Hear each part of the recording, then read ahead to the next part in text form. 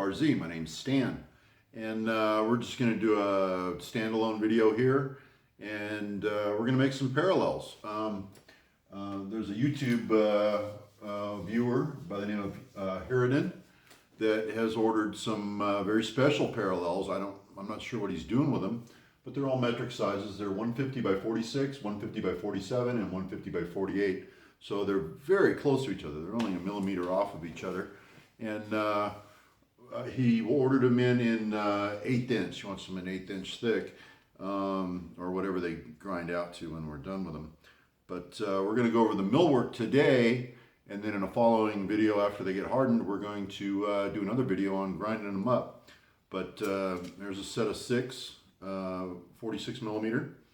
I've got my hall mark on one side, the maker's mark, and on the other side we've got the size of the parallel because they're so close. These are 46s here, these are 47s, but you know, if these two were laying on the table, just 1 millimeter difference, it's very little. So I went ahead and stamped them so that we know the difference, you know, between the 3 sizes when he picks them up, so he doesn't pick up a mismatched set. So let's go over to the mill, and we'll show you how to gang mill and get them all lined up. These are straight off the bandsaw. We got to get them lined up. We got to get them cut to length and equaled up, and then we got to shave the top, and then we got to put some grooves in them for the maker's mark and the size. And the reason we do that, the reason we put a little depressed area is so that we've got room to grind and we don't take off the stamps. And also if you know, if someone wanted to deface that or try to remove that and claim it as their own, they'd actually have to destroy the tool to even remove the 46 or the Bar Z in the corner. That way this guy knows these are his parallels, and if somebody wanted to try to steal them from him and take off that mark, they couldn't do it without destroying the tool. So that's the 2 reasons we put that little depression in there for the stamping. All right, so let's get over the mill and take a look at them, what it takes to get a set of these gang milled. Okay, so we got all our parts clean. I was going to show you my setup on this, and everything's already magged down. I've used the fence along the backside to drop this block on and this block on, so I know my parts are going in square. I bring all my parallels in and I bump them into this common surface, and then I put this on each side of them, and the only thing left to do is just give this a slight tap with a rubber hammer and pinch all these down and feel the top of them. Make sure you're all flat here, and all your irregularities, jocularity, all your irregularities are going to be over on this side. You're going to be pretty close here. So we're ready to put a couple of can't twist clamps on these. And we're just going to do that up high, up here for now, so we can get them out. And after we get it clamped into the mill, we will transfer these clamps around for actual milling.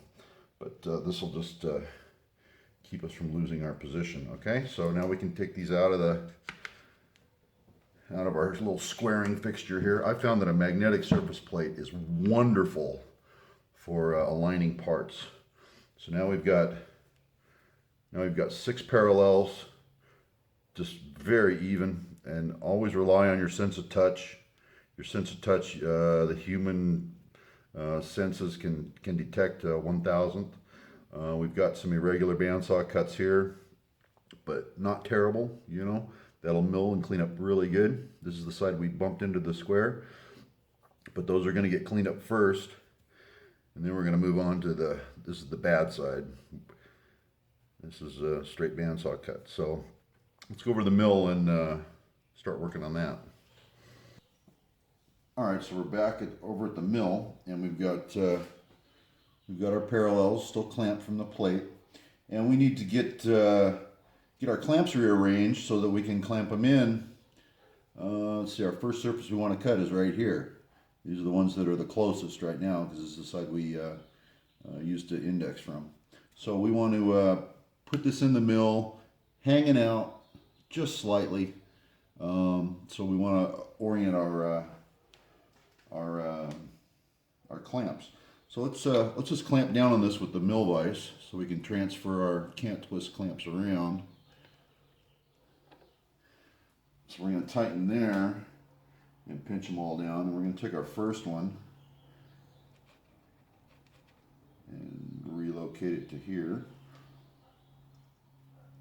I think that's all we need for now. Let's open this thing up. Here's a tip for you. Don't put your tool or your collet in here until you're done setting up your part. Every time you go to work around one of these, even picking them up, look at that.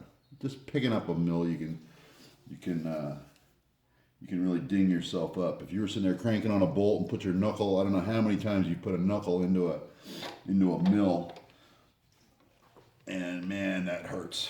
And when I tell you they are sharp.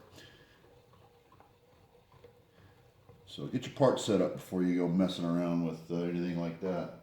We're going to start off maybe a low set of parallels. Just make sure our vise is clean at the bottom.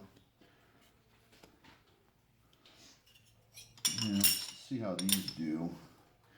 See if these are a tad low. Let's go to the next size up. Parallels making parallels. It's the eternal conflict. All right, let's get the next size up here.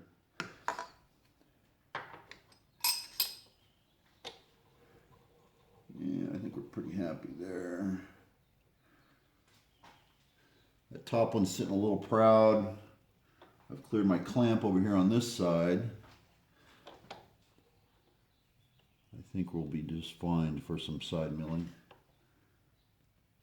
I'm going to hang that out just a little bit, just so our can't twist can stay on there.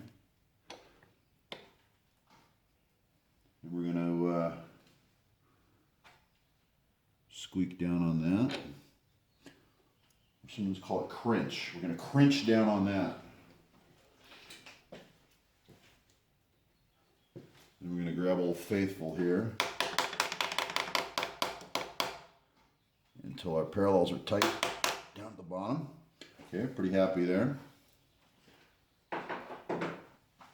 And now we're going to move this guy just over a tad, just to give us some room to get in here and do some milling right here.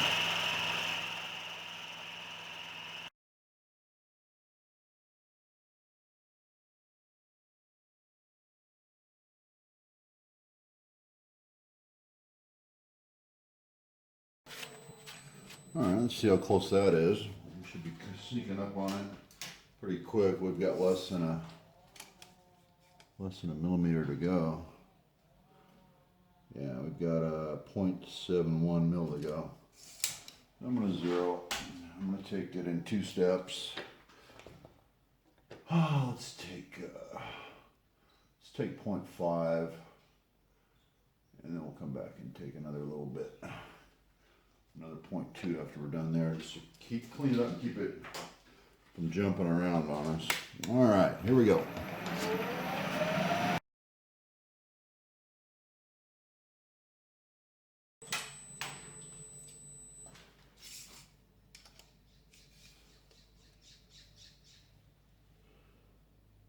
Point 3.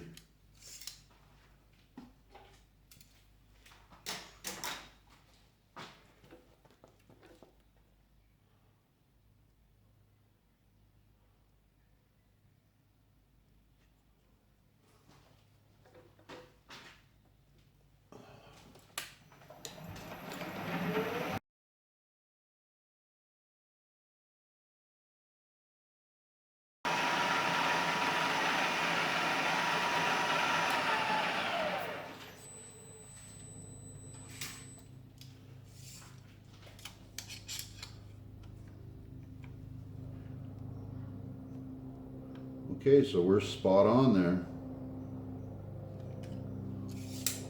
So we've got our grinding allowance on each side. We're happy there. We're happy they're equal to each other because we've gang milled them. So yeah, now all we got to do is work on the tops. Okay, so now we got it over in the vise for a quick deburr.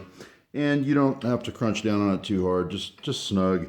And we're not worried about the finish. You know, we're not using soft jaws or anything. We don't really care if we put a little dimple or something in the face, because it's all going to get ground anyways. But we do want to keep two clamps on it at all times. So we're just going to dress up these corners here and do them in gangs. So we're gonna roll a little a chamfer there on this corner right here.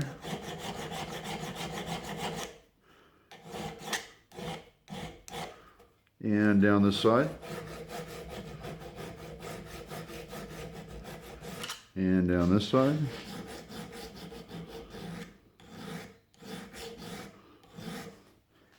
And on this little corner right here.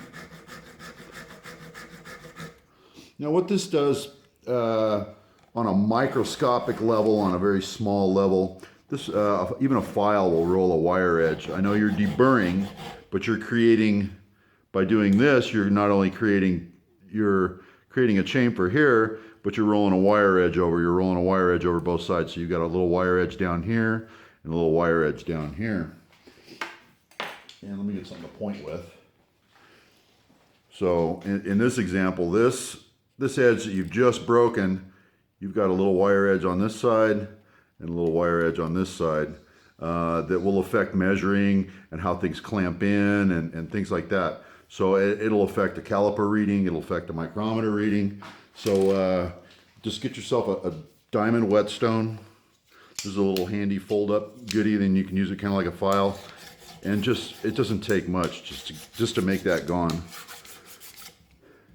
And just hold it flat on these surfaces here, and that's going to knock off that little microscopic wire edge, and it's going to eliminate any errors in your readings. So that's a pretty good trick to finalize your filing if you're going to be measuring, fairly precisely. So at this point, at this point we've got these parallels to length in gangs, and they've never come apart since we started this. They've stayed clamped together, and they've always had minimum 2 clamps on them at all times. Now we're going to work on this on the height. We know we're to length. We're happy there. So let's get back over to the mill and get them in vertically and start milling down these tops. Okay, and now we're deburred, and we brought it back over to the mill. And still the clamps still haven't come off. They've always had 2 clamps on it at all times, whether it be a vise and 1 clamp or whatever. But we've rearranged it, and we put a small parallel in down here, and we've still got our clamps on from when it was over on the vise. And if you're going to seat it, we're only on 1 parallel, so it's basically on this rear one here. And if you want to knock it down, you want to be careful not to hit out here and knock your stack out of alignment. And all I do is I take a piece of heavy flat bar.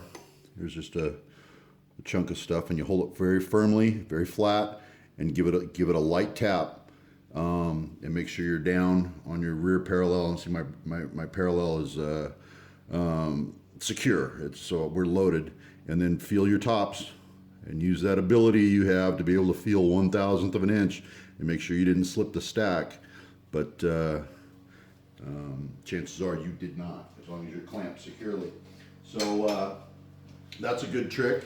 And also, you notice I'm not centered on the vise. I'm leaving some hanging out. It's so I can get in there with a micrometer and give me a place to measure. Learn not to screw yourself.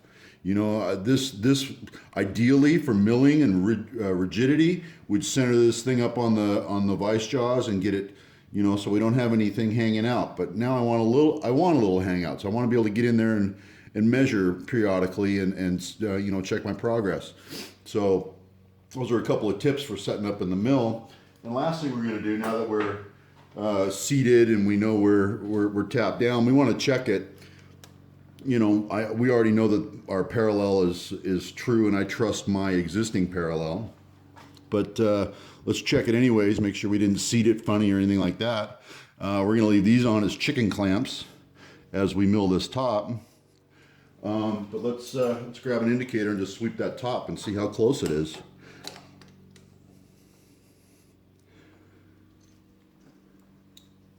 And let's try to get on just one of the bars. We don't want to be on a couple of them and running up and down one of the grooves.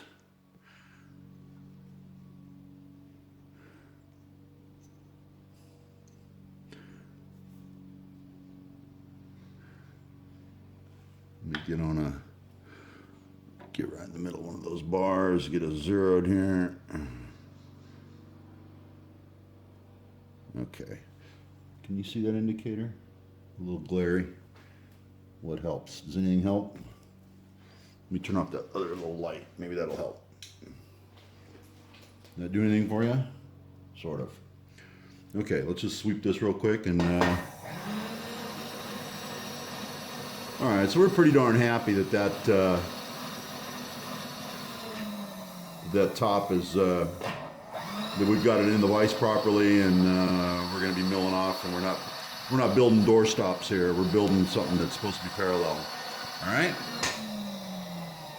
let's get this out of here and get to milling.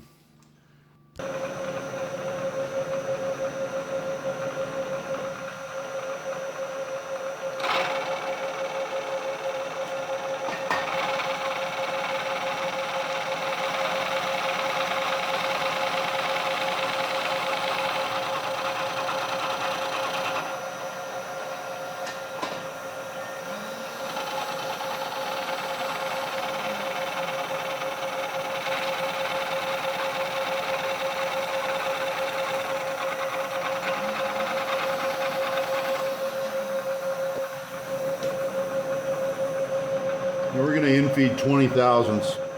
I'm leaving my shield off here for now just so you can see what we're doing, but the red hot stuff's flying around here.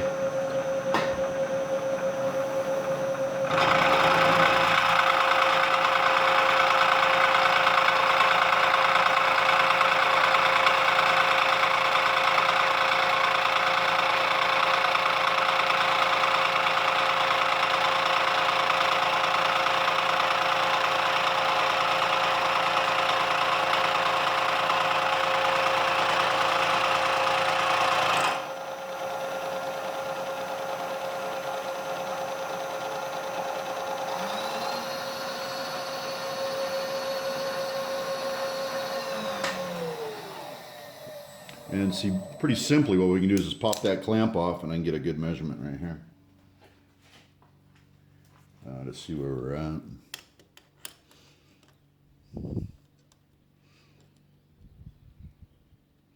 That's 50.3 millimeters.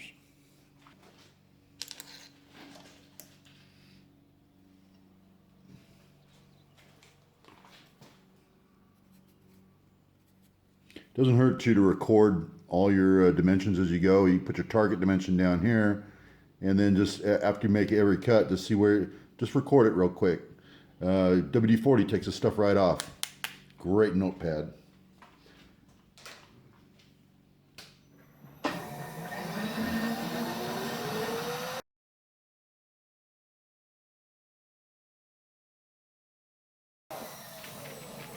See, someone's already polluting my notepad. But this is the kind of stuff that's going to be flying up in the camera. And you can see the color of the chips are kind of a straw colored. Some of them are turning purple. So just trying to keep that from burning itself into my lens. And we'll grab another measurement here real quick.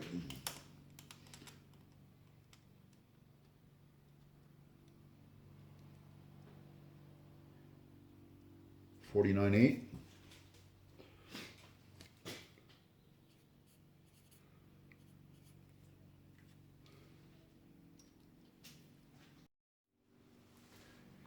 And our last measurement, so our last two measurements were 50.3, 49.8. Still got a target of 47. Let's do another 20 thousandths.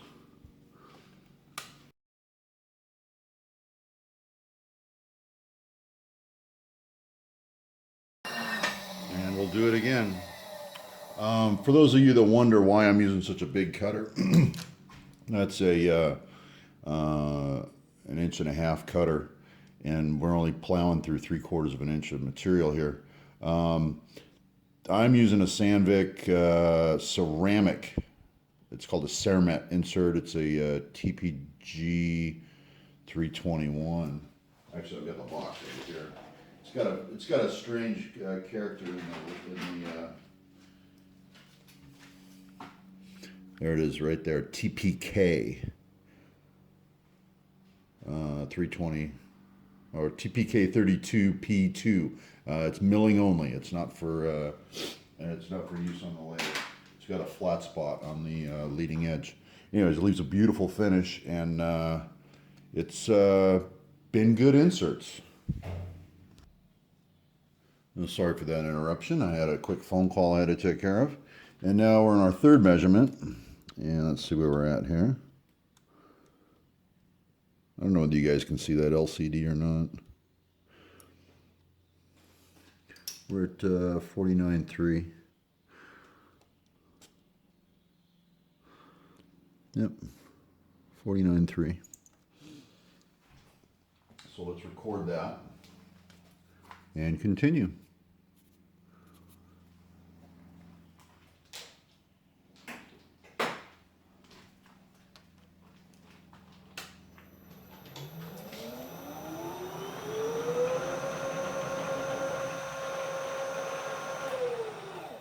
Put our clamp on first. How would that be? Let's do that. You don't want to get anywhere near that. That's just spinning death right there. All right, we brought the table up another 20, and we're clamped, and we're ready to pull a little more out of it.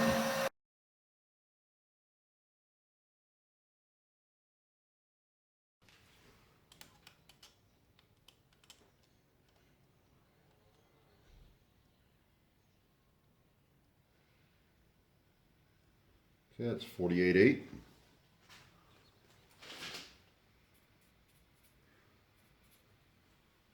Times like this would be nice to have metric dials on my machine, but I don't.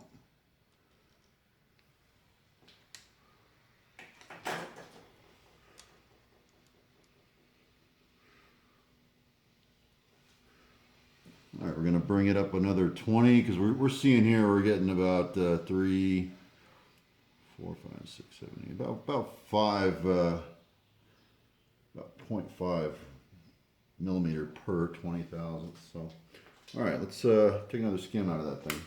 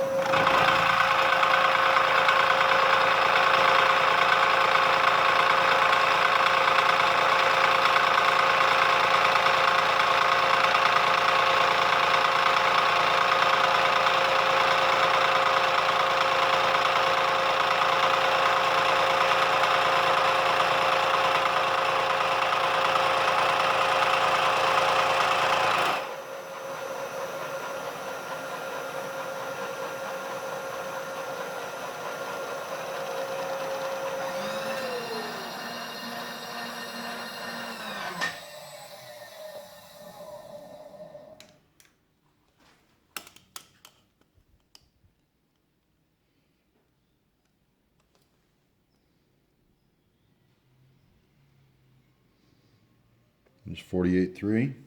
So we're landing every 20,000s. We're going from 8 to 3, 3, 8, 3, 8, 3, 8. So yeah, we're it's very consistent. So we're doing good. So that one's 48.3.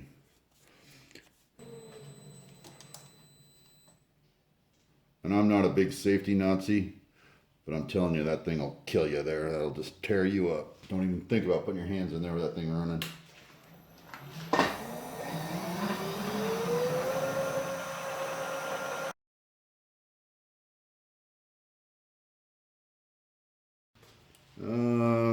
The way things have been going, we should read about 47.8.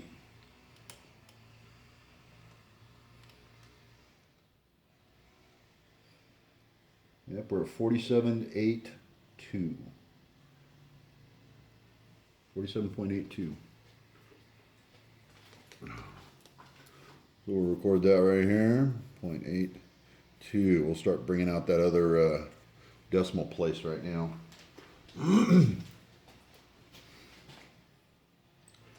So a 20 thousandths is going to put us at 47.3 and change. So let's bring it up another 20. And then our final skim cut will be whatever it takes to get that last little bit out of there. We might have to do a little bit of math, God forbid. Clamp. Good Lord. I'm 3 for 3 on this one. All right, here we go.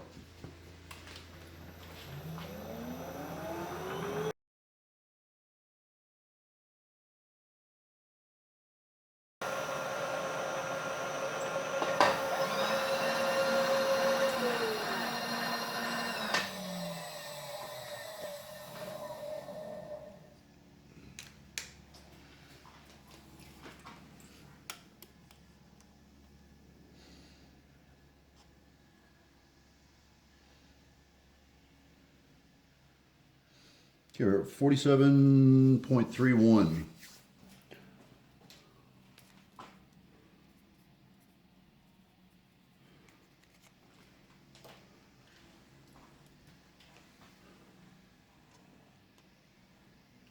Let me do a little math here. Where's my calculator? There it is. And this is our final skim.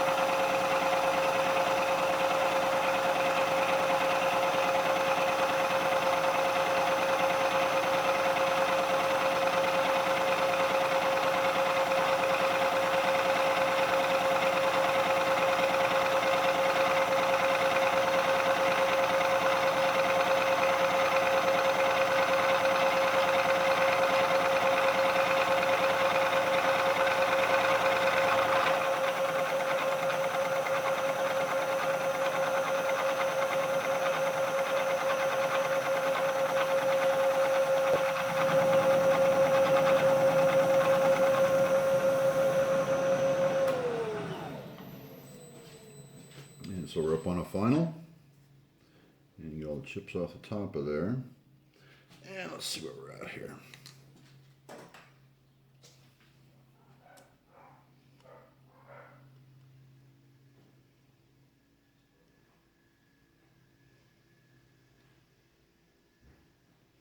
So we're at 47.299. So we're right at our grinding allowance. We wanted when we're done grinding, we're going to have them at 47 millimeter exact, but and we wanted to leave 0.3 over, but we're 299, so we're calling that good for a grinding allowance. Now the last thing we're going to do before we take it out of the vise, we're going to go ahead and knock these edges down with the file like I showed you earlier, and now we've got a match set.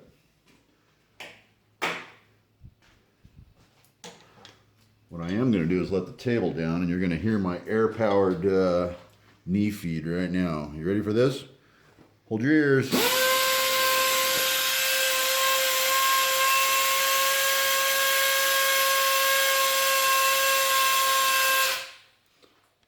All right, that'll give me some room to work.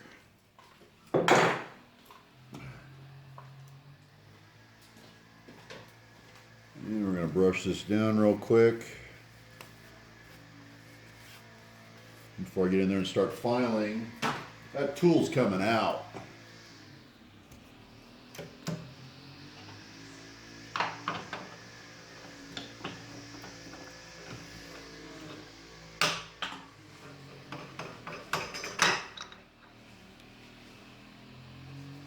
I'm going to show you those ceramic inserts and what I was talking about. And I don't know whether you can see that little flat spot right across that edge. These are for milling use only. But those little ceramic inserts are, oh God, they're amazing. Getting a pretty nice finish out of them. And God, they're just tough as nails. You can hear the interrupted cut.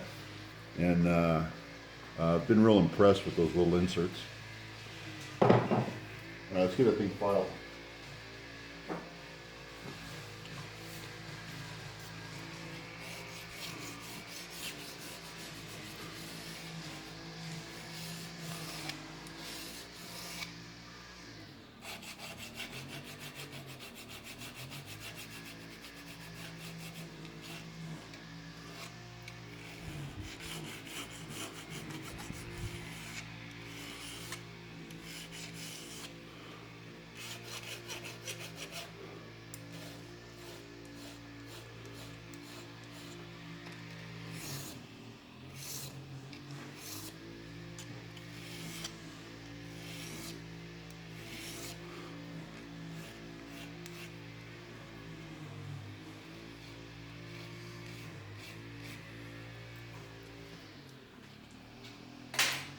going to do our same trick with the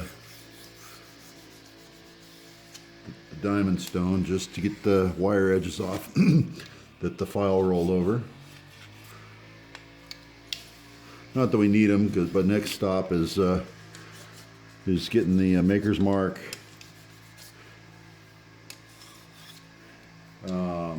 And then they go to hardening. So they're gonna, these poor little guys are gonna get heated, well, I don't know, I think well over 1,300 degrees. Maybe 1,500. I gotta check my chart for thicknesses. Okay, but that's a match set, and now at this point we can break these down. They don't have to have clamps on them anymore. And there you have 6 parallels. Oh, those two are stuck together. Now you have 6 parallels equal in all respects. All right, thanks for watching. Okay, so we're ready to do the slot on the other side, and we're going to use our wiggler. And best way I've found to do this, let's get the wiggler straight, running straight first. And the best way I've found to do this is you're going to be putting a tool in there anyway, so you've already got a tool with you. Bring that point down as close as you can to the surface, and just take your tool and just roll it in until she's running straight. And then we're already in the Y position correctly from our last one, so we're just going to roll over to our limit line here. And we chose self-spacing. It's 0.375 for a 375 end mill. And now I just use the shadow. I've got a light source off to the left there, so I just use the shadow of the tip of that thing and watch it converge on the tip of the pointer. And right there, I'm happy. So I'm going to lock my table there, and that's going to be my start point for my letters. So we're going to self-space. We're going to plunge with a 375. We're going to move over 375 and just create a kind of an oval slot for us to stamp our 2 numbers in at the bottom.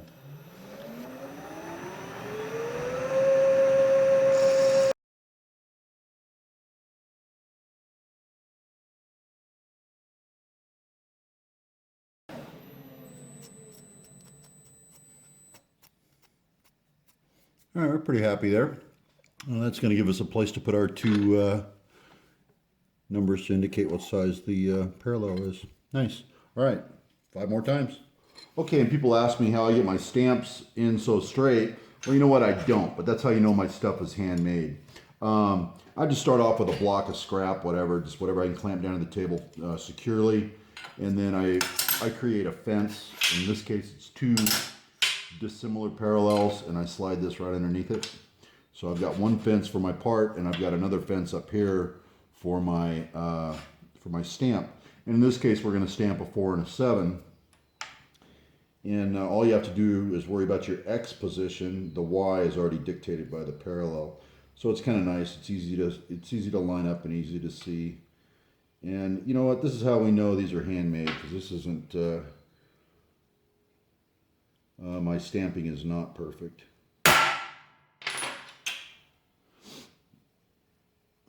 And I never trust those little, they give you a little pock mark here on the back side of the stamp that's supposed to be facing towards you, but I never trust them. I found one at one time that was backwards, and I've never trusted a single stamp since.